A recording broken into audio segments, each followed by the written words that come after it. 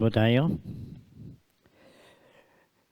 Sa gabing ito, O Diyos, kami po ay lumalapit na may tiwala na Ikaw ay handang-handa na parating sa amin ng iyong kapangyarihan, lalo na sa amin pag-aral tungkol sa mga contemporary issues that are very controversial because of so many positions and different focus and different interpretation of many truths in scriptures, lalo na sa panahon na ito ng apostasy. So we again are committing our minds, our hearts, and the whole time that we are going to be learning, that it be under the control of the Holy Spirit, and that we will honor and glorify you in these studies.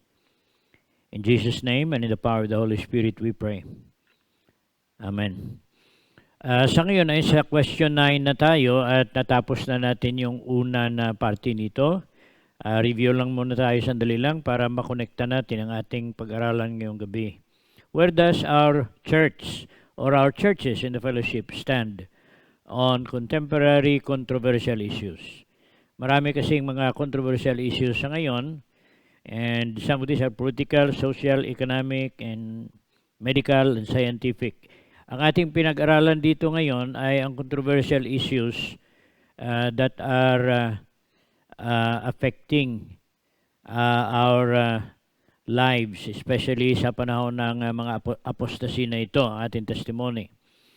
Our answer to that is, we stand where our shepherd says we must. At ating ginamit dito, that my sheep hear my voice and they follow me. So ang ating introductory dito ay kung ano ang naririnig natin sa kay Kristo sa pamamagitan ng banal na Espiritu sa Biblia. Yan naman talaga ang ating sinusundan. At ang ating napag-usapan kagabi ay fundamentalism. At may nakoy ng mga kalaban natin ito, funny-mental daw, funny-mentalist. Ang fundamentalist kasi katawanan daw tayo. Yan ang kanilang kaya marami ang ayaw na ng term na fundamentalist dahil may fundamentalist na Muslim, may fundamentalist na Hindu, tapos may fundamentalist din na Buddhist. Kasi yun ay ang mga tawag natin yan, mga traditionalist. Okay. Yan ay atin na natapos. Sa ngayon ay atin pag-aralan ang pangalawa. And that is on conservatism. Nabanggit ko na kagabi bago tayo mag-end na wala siyang term na angkop sa conservatism sa ating pag-aralan dahil ang conservatism na ngayon ay either sa politika, conservatism sa politika, o kaya ang pag-conserve ng energy, o kaya pag-conserve ng cleanliness at purity ng ating environment. So para na magamit natin ang term na yan para sa ating pag-aaral ay atin siya i-oppose on conservatism as opposed to liberalism and modernism. Kasi ang liberalism na intindihan na natin yan, lalo na sa ating religious circles. Liberalism. Yan ang wala na control liberally. So freedom na to think about what he thinks. Modern na, kaya hindi na dapat magpasakop sa code of ethics. Our standard for thought, word, and deed is based on scriptures. Ito yung ito yung ating position dito. When it comes to conservatism against liberalism and modernism, our standard for thinking, our talking, our language, and also our doing is based on scriptures, not on humanly created cultural and social values of the secular society. So, hindi natin sinusunod ang kultura ng tao, ang kultura ng tao, lalo na galing tayo lahat, may mga tribal na mga tao na ang kanilang kultura ay talagang pang tribo. May may mga sinusundan yan sila na mga patakaran sa kanilang pag-iisip, pananalita, may lingwahe din yan sila. Pagkatapos may mga ginagawa sila, activities nila. So, sa ngayon ay atin simulaan ang ating pag-aaral by categorizing the truths. Let us i-categorize natin ang mga truths and the levels of or degrees of authority over these truths on the believer's obedience. How much dogmatism must be imposed on the individual or group of believers under each category. So, again, this will be a little difficult, but this will clarify. This will help us learn. This will teach us how to respond to every level of controversy. So, kailangan, para malaman natin yon, we have to categorize the truths in the Bible. At may 4 levels tayo ng truths. I put truths in quotation mark because some of these truths are not in the same category as biblical truths. Truths nga, pero hindi sila, hindi klaro na nalagay sa Bible. And so we have to consider these 4 levels or areas or degrees. Kasi bawat degree ay pwede natin mabigyan ng lakas. How much should we use when it comes to authority? How much are we going to impose on others about this particular level of truth?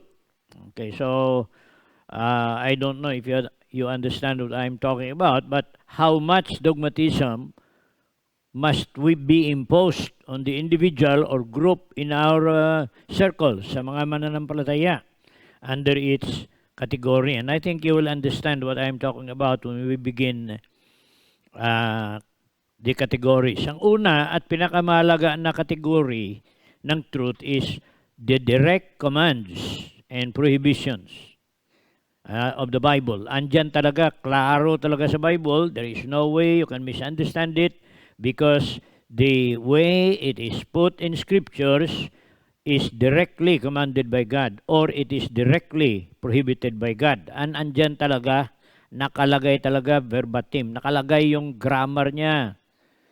Nakalagay ang sentence sa Bible talaga. At hindi pwedeng, hindi pwedeng sabihin natin na ito ay representation lang. Kung hindi klaro talaga na sinasabi. And among the samples of this, which we are not going to be talking about dahil mamaya mapasok naman tayo sa mas malalim pa, lalong mas malalim. But a good example of this would be the 10 Commandments. There is no way you can reinterpret that. Pwede mo lang bawasan, which some groups have attempted to do. Hindi nila mahirap i-reinterpret eh. Ganun na talaga. It's very clear na sinasabi ng Bible. Thou shalt have no other gods before me. Thou shalt not make unto thee any graven image or any likeness of anything in heaven or on earth or under the waters or anywhere else. Thou shalt not take the name of the Lord thy God in vain. Until sa katapusan yon. Those are very clear commands. Intindihan niya ng mga Hudyo, intindihan din ng mga tao nga nakapaligid sa kanila. Basta masabihan sila. Okay, that's the highest degree. Pwede mo madogmatic yon. At pwede mo sabihin yung mga nasa ilalim mo, under your authority, pwede mo sabihin, sundin nyo yan. Or else. Kasi ganun ang sabi ng Panginoon. Death penalty, lahat yun eh. Any violation of that was death penalty in the time of Moses. Category number 2. These are logical conclusions. Ibig sabihin, wala siyang direct na passage, but many instances or examples of people, places, and situations nakita natin sa Bible. You see the situation in Genesis, you find it again in the other books of scriptures until sa New Testament, makita mo sa Gospel, may mga instances ikaw sa Pauline epistles all the way. sa katapusan ng Biblia. And so when you have logical conclusions, it is the second degree. Susundin din natin yan dahil mahalaga din yan. But yan is only second level lang yan siya ng direct commands talaga na andyan nakalagay. And again, we will not be going in depth. Dapat may another lesson pa tayo dyan. Category number 3. Implications. Ito ay sunod lang sa logical conclusions. May mga nagturo nito na gin-reverse nila. Ang implication ay number 2, which is more binding than number 3. But nang pinag-aralan natin ito, we decided, ang grupo natin, we decided that the logical conclusions are more authoritative than implications. Kasi may mga sample siya, ang principle, you see it in the life of Israel and even in the life of people before Israel. May samples na tayo. So we decided na ito ay category number 3, ang implications. Parehas yan siya ng category number 2 except na no exact verse or passage, but some implications be made from human experience and from science and nature. Na-experiensyahan na natin. Katulad nito, no, ang pagkain ng mga binabawal na mga pagkain sa mga Hudyo o may mga Gentiles nga nag-insisti, ay para lang yan sa Hudyo, hindi yan para sa amin. But then, of course, ang medical science yung nagsasabi, may mga bawal na mga pagkain at it does not matter whether you are a Jew or a Filipino, ay iwasan talaga yun. May mga pagkain na iniiwasan. And some people, pwede kasi ang katawan nila makakaya eh. Ang iba naman ay hindi dahil allergy sila eh. And you probably notice that this food that are allergic, may allergic reactions tao, these are among those that are prohibited by Scripture. So implications, andyan yan. Then the category number 4, personal preferences. Ito ay kanya-kanya ito, individual liberty. In the absence of objective arguments for or against a plan or program or activity involved. Katulad nito, may trabaho ako kung linggo, so hindi ako makasimba kung linggo because I'm here in the Philippines na ang aking kumpanya na natatrabahoan ay na-assign ako once a month, na-assign ako sa linggo. Siguro sa sunod na linggo baka pwede. So individual liberty yon. Kaya to some people, the first day of the week is a better time for fellowship with the brethren, face to face or streaming. To some people, because may trabaho sila, they cannot do that, and so they prefer to have their religious activities for the whole day on other days of the week. So may mga preferences yan, personal preference. And we have to consider that in our levels, whether we are conservative or we are modernist or liberal in that particular area. Okay, so note, our stand on any of these issues must be carefully identified with any of the above-mentioned category of truths. Bantayan natin ito so that we can respond properly with the guidance of the Holy Spirit. So hindi pa rin natin maiwanan yung paghingi ng tulong sa Panginoon sa mga controversial issues na ito because pag hindi tayo tulungan ng Panginoon at wala tayo ng sinusundan na guidance, ang Holy Spirit at ang Scriptures, kahit nga ang interpretation sa Scriptures will also depend upon whether you are interpreting Scriptures from the dispensational principles involved in interpreting Scriptures or whether you do not have dispensations. So, that has to be considered. Okay, so let's go to another consideration also. Another important consideration is to whom are we to require these ethical and social standards.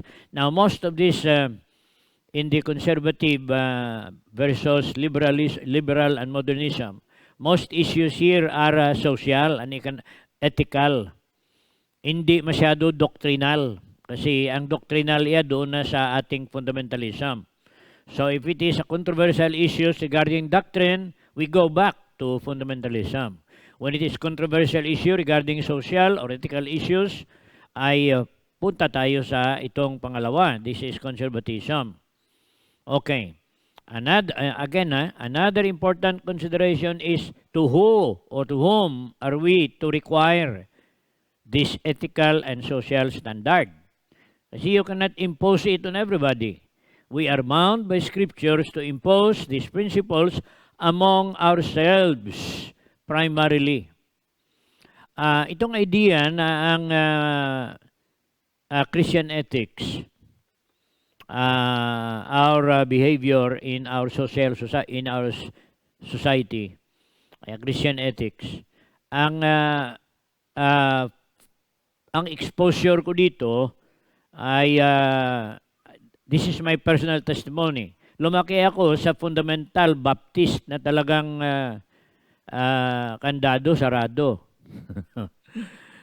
Kaya ang aking Christian ethics ay ganon until the Lord gave me an opportunity to minister for 4 years to another Bible Christian Trinitarian movement na napansin ko na may modification sila dito sa Christian ethics. At ang kanilang modification dito ay Christian ethics is not given by God to us so that we can judge other people. Binigay sa atin yan para na kung mapag-aralan natin, tingnan natin ang ginagawa ng iba at saka bantayan natin sila pagkatapos punain. And then you become a controversial person. You are going to become self-righteous and condemning. And that is not what God wants us to do. Binigay ng Panginoon at doon ako sa organization na yan. I would like to give credit to that organization, yung Word of Life International, doon sa sa Nagcarlan, doon sa San Pablo. We were there, my family and we were there for 4 years nang nag-sabbatical ako. Ang aking sabbatical, hindi lang 1 year, kundi 4 years until I returned again to the ministry. At pinasasalamatan ko yon because it's a camping organization that prioritizes on evangelism. Lahat na camping programs ay may pagkakataon talaga na ma-expose ka sa gospel. Now, if you are a person na ang iyong Christian ethics, imbis na gamitin mo para ipuna sa sarili mo, ay ibato mo sa ibang tao, that's not even Christian. Ayaw ng Panginoon. And that was what Jesus condemned. Itong self-righteousness. The religious leaders during Jesus' time, they thought that they are the legislature, they are the Senate, they are the representative that makes laws, and then also they are the executive also, and they are the judiciary. Kaya nga sa ating gobyerno may executive, may judiciary, pagkatapos mayroong legislature. Kaya ang atin dito iyan na sistema is presidential, ang ating gobyerno with the Senate and the representative as the one legislating laws, and the one who executes the laws is the executive department, the president and his cabinet, and then the one who hears all crimes committed against the state, against persons. We have the courts, the judiciary. So I want to point that out because we as believers in Christ are not the executioners of other people. Wala na ng siguro makahadlang sa ating pagpaliwanag ng Ebanghelyo ni Kristo kung ang ating dating natin sa mga ating dinadala sa Panginoon ay tayo lang ang tama, pagkatapos sila lahat mali at wala tayong ginagawa kung hindi bantay lang ng mali ng iba at hindi natin binabantayan ng ating sarili. So let me emphasize that because there are many fundamental Christian Trinitarians whose work, it seems that they received a commission from God to watch the lives of other people and to correct them. You cannot do that until they become part of your church. Antayin mo muna na madalhan mo sila ng ebanghelyo. And when they become Christians and they will apply in your church, then dito na pumapasok ang ating Christian ethics. Our Christian ethics is primary for ourselves, para sa ating mga anak, para na maturuan natin sila at madisiplina natin sila. Hindi natin pakialaman yung sa ibang reliyon at sila atin disiplinahin. You cannot do that in a society. May pamilya yan sila at saka may sarili silang simbahan. Ang atin gawin ay atin bantayan yung ating sarili. So, I hope that is clear tonight. And I'm really emotional about that. Because we may be very passionate sa mga doctrines natin. But kuminsan sa ating attitudes ay ang ating passion ay lumalabas sa ating denominasyon. Ang denominasyon ng iba ay atin binabantayan and we criticize them for what they are doing. Na kung mag-criticize tayo sa kanilang method, sa kanilang ethics, we don't do it in public. We do it in our seminary, we do it in our church, sa ating mga Sunday school, para nga ma-warningan natin yung ating mga membro na ito mag-ingat kayo sa mga turo na ito, hindi ito tama. But you do not go and broadcast it in the air, na atakihin mo yung ibang tao sa kanilang doktrina. That's why ito yung problema sa Ito yung problema sa internet. Kaya yung iba, yun nga, pag masubrahan ka na, pinuputol ka ng Facebook, pinuputol ka ng pag masubrahan ka na. Dahil para sa kanila, you are going beyond the boundary of your responsibilities. Okay, so kahit ito controversial ito, I'm just saying this, but this is also controversial. Again, let me read that. We are bound by scriptures to impose these principles among ourselves first and those under our authority. Sino ba ang nasa ilalim ng ating authority? Our family. If you are the head of the family, if you are the parents, then pwede nyo gamitin ang mga principles ito na sa atin. Conservatism. At saka hindi modernism, hindi liberalism. The parents are the ones who are going to implement this to their own children. Kuminsan kasi mas mabilis pa tayo magpuna sa ginagawa na masama ng mga pamilya ng iba. Tapos ang iyong pamilya pasaway, hindi mo kinukurikan. And that is a misplaced conservatism. You teach your own family conservatism and then discipline them to follow it. Ganon din sa church fellowship. We only correct and we only discipline our own members and our leaders. We do not encroach into the freedom and authority of other churches. Kaya dito sa atin, kahit ang atin mga satellite churches natin basta may mga problema sa discipline naghahingi yan sila tulong sa atin. We help them do their discipline on their own. We do not go there and be the one to punish, the one to correct their own people. Dapat ang leaders nila turuan natin kung paano nila implement ito. And not on other people or to the unbelievers, especially in our civil society, unless we are working as enforcers of law and order. Kung ikaw ay police sa inyo city, then pwede ka maka-impose ng batas ng gobyerno ng syudad ninyo sa mga nasakupan mo bilang police o kung barangay ka, kahit nga ang barangay captain at saka mga barangay tanod their authority is limited only to their own barangay. Pag may mga mag-misbehave sa ibang barangay, tulak mo muna doon. Kaya dito, pag may magluko dito, kinahatid muna sila sa sarili nilang barangay and let their barangay take care of them. And this is a principle that works everywhere. Kasi ang Panginoon may binigay na mga divine authorities in the Bible mismo na nire-recognize yan na iyan ay importante sa buhay ng tao.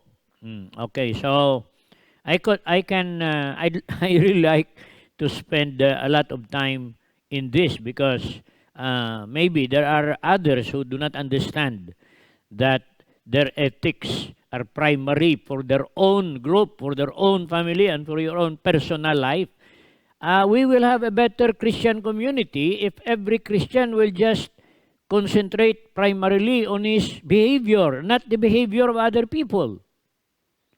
Makita mo lang sa iba, bro. Kaya nga sabi ni Jesus, let him that standeth take heed lest he falls. Or sa Matthew, alisin mo muna yung bago ka mag-alis ng buhing sa mata ng iba, ay tanggalin mo muna yung dos por dos sa iyong mata. Beam in your own eye.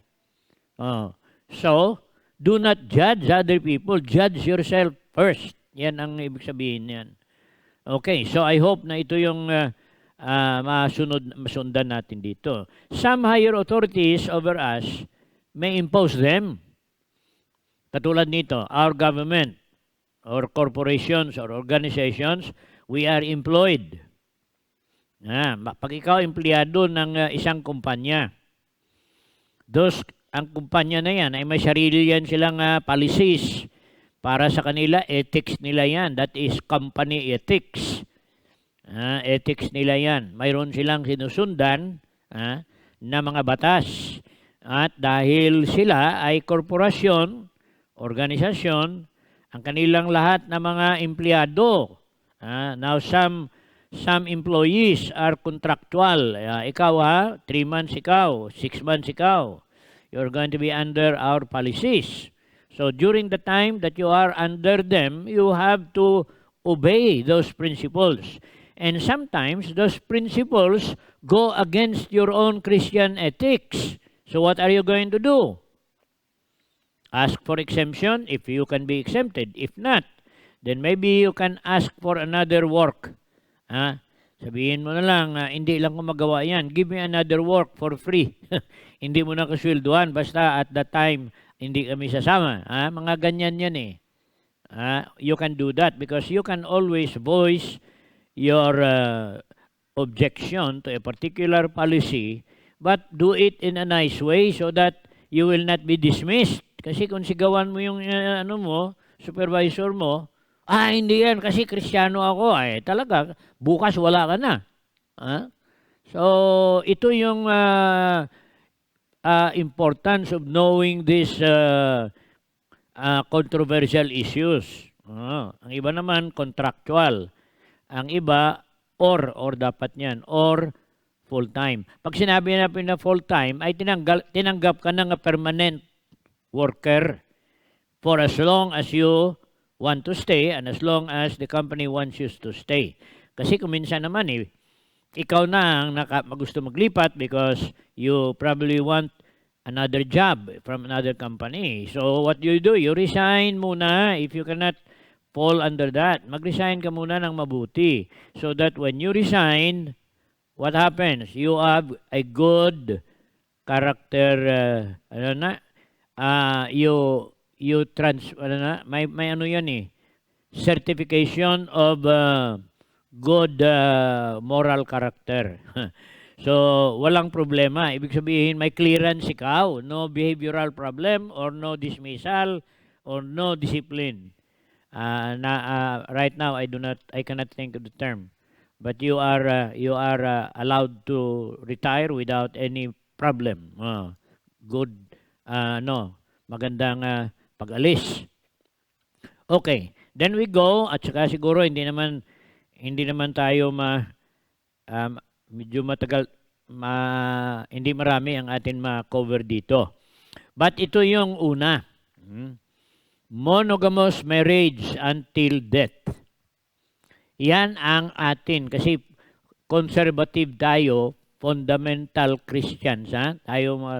We are endorsing monogamous marriage. Isa lang. One man, one woman. Monogamous marriage. Until death. Ang divorce at legal separation are human remedies which must be avoided except when life-threatening and criminal acts are habitually committed, in which case, hindi na tayo ang mag-impose niyan. That is already beyond our authority, the courts of the land, may intervene. Kaya itong idea ng divorce at saka legal separation o kaya yung annulment ng marriage. Kasi dito sa atin sa Philippines, walang divorce eh. So i-annul lang kung pwede pa ma-annul. O kaya legally separation. But legal separation and ang annulment, pwede kang makapakasal ulit. Kasi batas yan ay ng gobyerno kasi na-annul eh. So in the sight of the government, you are not married anymore. Your marriage was annulled for some reason. And who decides that? The courts. And of course, God knows that. But of course, God is the one who understands the most. Nalaman niya ng Panginoon. Kaya tayo iyan na hindi naman tayo ang nakasal at hindi naman tayo iyang nagde-divorce, hindi naman tayo nagli-legal separation. Let us stop judging those who are declared by the courts and allowed by God na maghiwalay kasi papatayin eh. Ang iba mamatay na eh. Criminal acts. Anong gawin ng isang pamilya na pagdating ng kanilang tatay na lasing ay talagang kawawa sila, nagduduguan sila. Lahat. Lalo na kung hindi niya nagustuhan ng ulam pagdating o kaya naguluhan siya. We hear about that doon sa Cebu na ginhandaan siya ng kanyang mga anak at kanyang misis. Inhandaan siya ng itak at saka mga kutsilyo. Pagdating niya nga mga siya, talagang saksak nila siya. They took the law into their own hands. And of course, they were going to be accused by the police nga sila ang nagmurder. At it depends upon the courts kung ikulong sila lahat at papatayin din sila lahat. Wala na matira. But ito na mga bagay, controversial ito. Kaya ang ating position dito, God wants us to have only one wife while we are alive. And then, if mapatay na, then wala nang marriage. Pwede na ka-remarry kasi patay na eh. O kung divorce, sa atin naman, kung divorce, there are some organizations na ang kanilang basta mag-divorce. Ang ilang pastor ay hindi na makapastor. Lalo na kung mag-divorce at saka hindi mag-asawa ulit, ang single, and maybe that was what happened to Paul, na hindi na siya nag-asawa, and then continued to be an evangelist and continued to be an apostle. But that was when he was yet unbeliever. So marami ang gulo nito, itong mga remedial marriages. We have a pamphlet on what you do in this situation. Mas kompleto 'yon. We cannot talk about that all the time dito na ano. So this is a legal matter. The moral aspects of this are binding only on believers because of the new authority we have after salvation. And our authority after salvation is the Holy Spirit and Scriptures. And then our church leaders, our teachers, our religious leaders, sila ang pwede gamitin ng Panginoon to help us resolve these issues. But dahil sa legal ito, let the government do it. Okay? So yan ang ating sa monogamous marriage. May remedial tayo dyan. Okay. Pangalawa, and maybe we probably will add another one. Sa slide na lang na ito. Rejection. Tayo again do not look at other people who have vices. Look at them and then pity them and then have a burden to win them to Christ. Hindi kay puntahan mo sila pagkatapos guluhin mo yung mesa nila kung saan sila nag-inuman kasi Christian ka, ayaw mong may makita ka na ganyan, mapatay ka nga.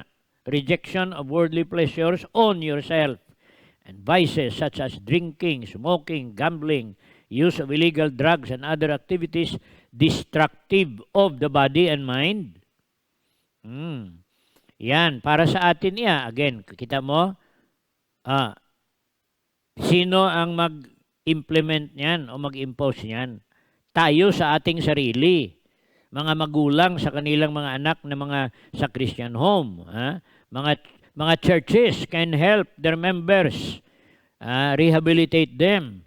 Hindi man natin din sila because usually basta may mga ganyan pa sa buhay, Ang ginagawa ng simbahan yan, if they really are serious about the responsibility, ay kanila ipang-rehab yun. Kanila yan ilagay sa counseling program para na matulungan.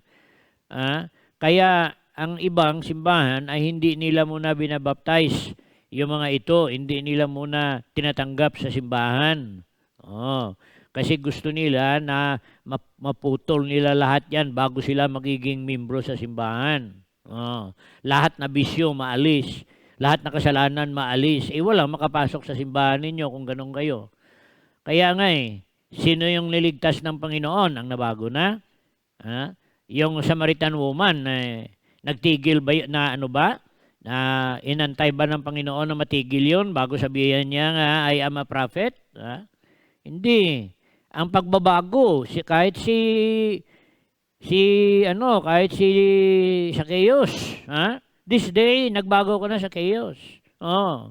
So, antayin natin ang ginagawa ng Panginoon sa buhay ng tao at that's why we have an organization. That's why we have a Christian home. Para na kung sino ang masakupan natin na may mga problema sa bisyo, ay matulungan natin because it's the work of the Holy Spirit to transform them. It is not our lakas ng boses natin at sigaw o kaya ang ating baston ang ating gamitin dyan. Let God, the Holy Spirit, work. Kasi mayroon tayong tinatawag na transformation power at appeal ang kailangan natin. Okay, so again the rejection of all this, dapat sarili mo muna ang ayusin mo para na makatulong ka sa iba na may mga problema niyan. Hindi mo nga naayos ang sarili mo pagkatapos bantay ka sa iba na gumagawa niyan. Okay. Then number 3, respect for human life and rejection of abortion and all acts designed to murder these innocent lives conceived and born into this natural world, created, maintained until the final judgment day by God. God was the source of life, and life begins at conception. And therefore, abortion and all acts designed to murder these innocent babies, apply muna natin sa ating sarili ito. At kung ang gobyerno mag-decide sila sa Congress o sa Senate, kung payagan na nila yung abortion at divorce, then kung ang gobyerno decide, then good. Let the government do it. Sila yung nag-decide dyan. But para sa atin iyan, na mga mananampalataya, you can still be in a government that is going to legalize abortion, but you do not have to do it because you have your own beliefs about it. Hindi ka naman nila. Kung ang gobyerno ikulong ka dahil hindi kaya magpa-abort, wala naman ako nalaman na gobyerno nga dahil hindi ka magpa-abort, ikulong ka May nalaman ako na 2 countries, alam ko, na dahil sa karami nila, ay ginabawalan nila na bawat pamilya isang anak lang. So there are always the father and the mother and then one child and another the grandmother and the grandfather. And so you have 2 generations sa loob ng bahay at dalawang parents at isa lang yung anak. And then if you are a contract worker, tapos mabuntis ka doon sa area nila, i-deport ka. Then pili ka.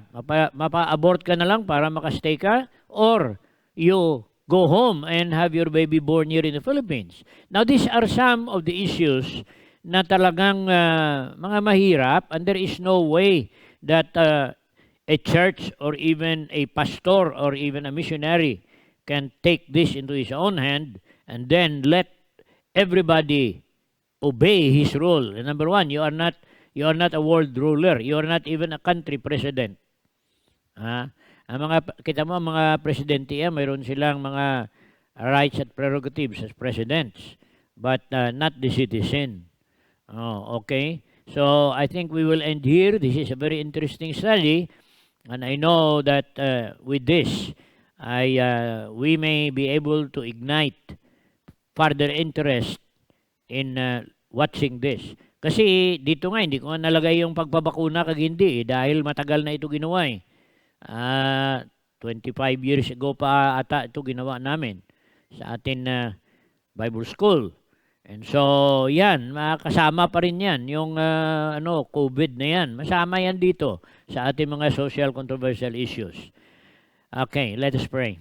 Father, we thank Thee because today You have again added into our curriculum these controversial issues that we need to resolve in our own group, in our own family, and in our own personal lives. Help us to be merciful and gracious to others in this area, but be more strict to ourselves because we have a responsibility. Our bodies are the temple of the Holy Spirit, and therefore we do not want to destroy it.